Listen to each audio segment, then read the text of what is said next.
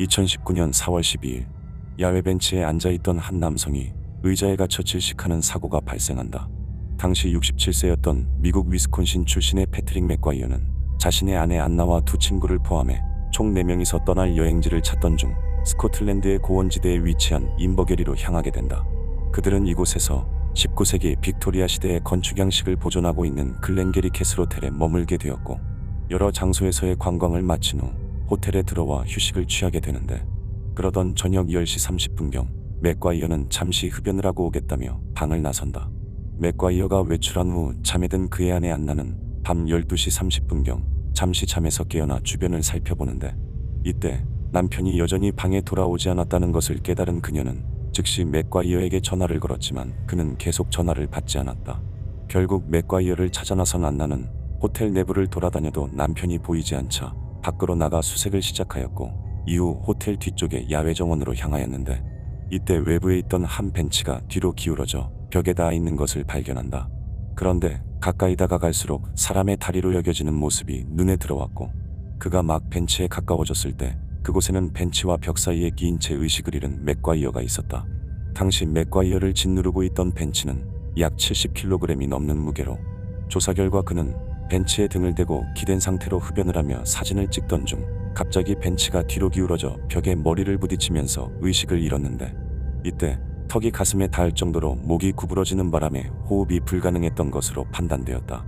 이후 현장의 구조대가 출동해 빠르게 그를 이송하였지만 결국 그는 새벽 3시 17분경 사망 선고를 받게 되었는데, 해당 벤치는 호텔에서 60년 이상 사용해온 주철 벤치로, 앞서 사건 발생 5년 전 호텔 시설물을 정비하던 수리공들은 벤치가 무게 때문에 점점 바닥을 파고 들어가자 나무를 잘라 뒷다리 아래에 깔아두었다. 이로써 그들은 혹시 모를 사고에 대한 대비를 마쳤다고 판단하였지만, 사고 당시 벤치는 여전히 불안정한 잔디 위에 놓여 있어 일이 발생한 것으로 결국 해당 호텔은 우리 돈 약 2,300만 원의 벌금을 지불하게 되었다. 사건 이후 호텔은 맥과이어의 가족들에게 진심 어린 사과를 하였고, 기존에 설치된 철제 벤치들을 모두 나무 벤치로 교체한 뒤 단단한 바닥 위로 이동 배치해 추가적인 사고를 예방하였다.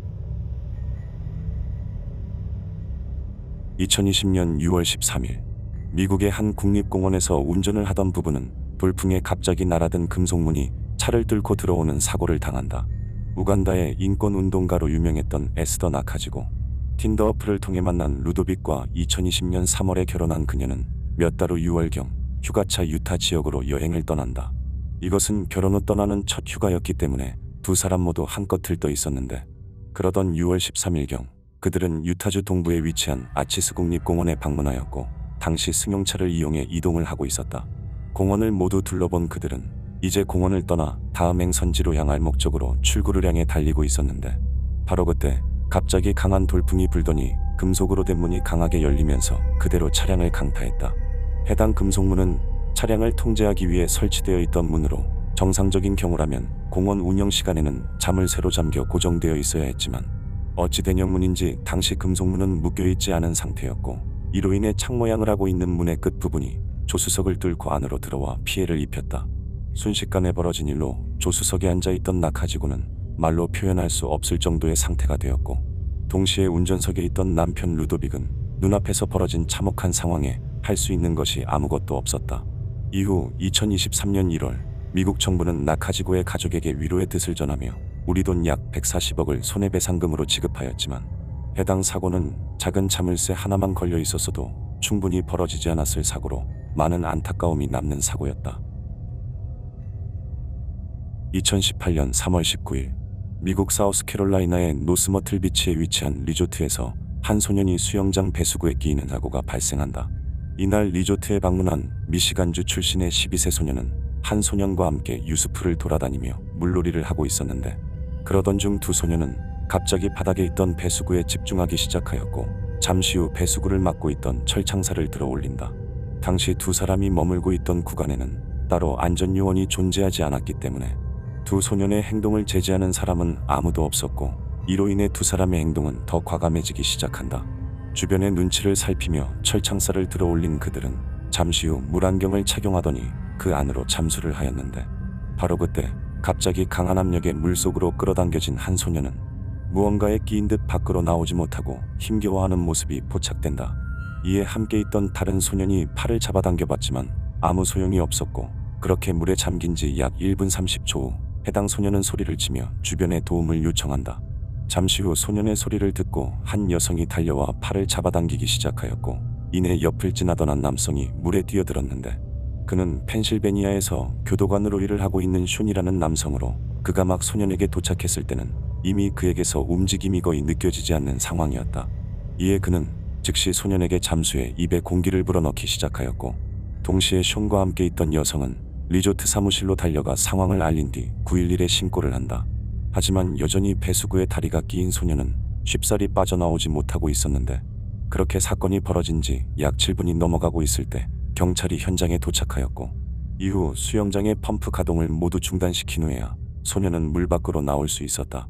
약 8분 만에 물 밖으로 구출된 소년은 의식이 거의 없는 상태로 경찰들은 즉시 그에게 심폐소생술을 진행하였는데, 그 결과 다행히도 소년은 의식을 되찾을 수 있었고 병원으로 이송되어 약간의 치료를 받은 뒤 일상으로 돌아올 수 있었다. 이후 해당 소년의 가족들은 리조트 측이 배수구를 제대로 관리하지 않아 사고가 벌어졌다며 소송을 제기하였지만, 리조트 측은 당시 수영장에 있던 배수구에는 전혀 문제가 없었고 소년들이 임의로 창살을 제거해 벌어진 일이라며 반박을 하였는데, 이에 따라 해당 사건은 여전히 재판이 진행 중이다. 2009년의 어느 날 밤, 러시아 우랄 지역의 첼야빈스크에 살던 한 여성이 아무런 흔적도 남기지 않은 채 갑자기 실종된다. 그런데 그로부터 14년 후 수척해진 모습으로 나타난 해당 여성은 곧장 경찰서로 향하였고, 그곳에서 그간 자신에게 있었던 끔찍한 일들을 털어놓는다. 2009년의 어느 가을밤, 당시 19세였던 예카테리나라는 여성은 어디론가 이동을 하기 위해 버스정 유장에 머물던 중 37세 남성 블라디미르 체스키도프를 만나 이야기를 나누게 되는데, 이 과정에서 그녀는 그와 더 깊은 대화를 하기 위해 남성의 집으로 향하게 된다. 잠시 후 집에 도착한 여성은 체스키도프와 함께 술을 마시게 되는데, 그런데 이때 체스키도프는 갑자기 흉기를 들이밀면서 위협을 하더니 그녀를 지하실로 끌고 갔고, 이때부터 14년간의 지옥 같은 생활이 시작되었다. 두꺼운 잠을 새로 잠긴 지하실에 여성을 가둬둔 체스키도프는 그녀를 통해 자신의 성적 욕구를 채우기 시작하였고, 집에 있을 때면 흉기를 들고 그녀를 쫓아다니며 요리와 청소를 시키는 것은 물론 자신의 어머니를 돌보도록 강요하였다. 그리고 그는 외출을 할 때면 소리를 치지 못하도록 입을 테이프로 막아두었고, 수시로 여성을 구타하며 자신의 스트레스를 풀기도 했는데, 그러던 어느 날 체스키도프는 또 다른 여성 옥산나를 집으로 데려온다. 그는 곧장 예카테리나에게 옥산나를 보여주며 자신의 아내라고 소개하였는데, 하지만 2011년경 옥산나와 심하게 다투던 체스키도프는 분노를 참지 못해 그녀를 향해 수차례 흉기를 휘둘렀고, 이로 인해 옥산나는 세상을 떠나게 된다. 이후 체스키도프는 예카테리나에게 그녀의 뒤처리를 강요하였고, 이로 인해 예카테리나는 그가 옥산나를 살해했다는 사실을 알게 되는데, 그러던 얼마 전 2023년 술에 취한 체스키도프가 지하실 문을 잠그는 것을 깜빡한 채 잠에 들면서 탈출 기회를 엿보던 예카테리나는 마침내 지하실로부터 벗어나는데 성공한다. 이후 경찰 조사에서 밝혀진 사실로는 예카테리나는 14년 동안 무려 1,000회가 넘는 성피해를 입었고, 실제로 그가 머물던 지하실에서는 수많은 입마개와 성장난감 그리고 영상이 담긴 노트북이 발견되었다. 거기다 앞서 사망한 옥산나로 추정되는 유골이 발견되면서 체스키도프는 즉시 구속수감된 채 조사를 받게 되었고, 동시에 그의 어머니인 72세의 발렌티나는 아들의 범행에 가담한 혐의로 함께 체포되었지만, 예카테리나가 아들을 사랑했고 함께 살고 싶어 했기 때문에 그동안 같이 산 것이라며 끝까지 아들을 감싸는 모습을 보인다. 한편 체스키도프는 1989년에 강도죄로 유죄를 받았던 기록이 있어 만약 이번 사건에서 혐의가 인정된다면 최소 30년 이상 감옥 생활을 할 확률이 높다고 한다. 오늘 영상은 여기까지입니다. 영상이 마음에 드셨다면 좋아요만 부탁드리겠습니다. 끝까지 봐주셔서 감사합니다.